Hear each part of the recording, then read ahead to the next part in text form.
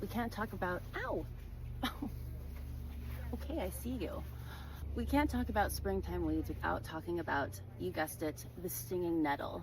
If you're into herbs, chances are you know and love this plant very much like I do. Stinging nettle is arguably one of the most nutrient-dense plants on the planet. It is a powerhouse of nutrition with all the essential vitamins, minerals, enzymes that we need to survive and thrive.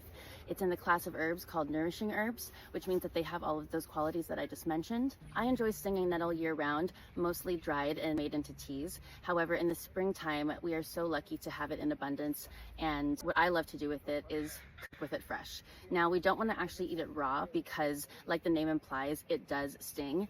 That's why I have these gloves on and long sleeves. However, I forgot the long pants, so I've already gotten stung a few times.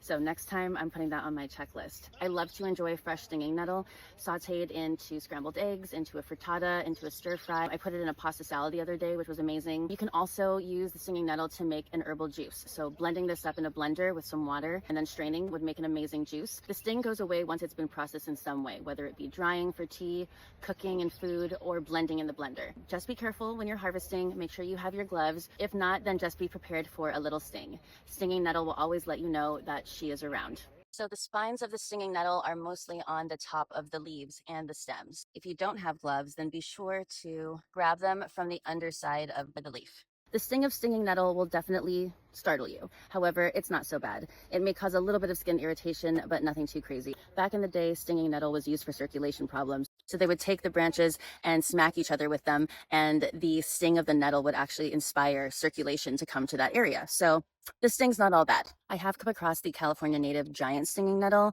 and that is a plant you definitely don't want to touch because the sting is not as adorable as the sting you get from this tiny nettle. It will literally paralyze your hand for a couple days. I know this because I tried it. If you're harvesting stinging nettle, you're almost definitely going to get stung. So be prepared, embrace it, and just know that it's so worth it.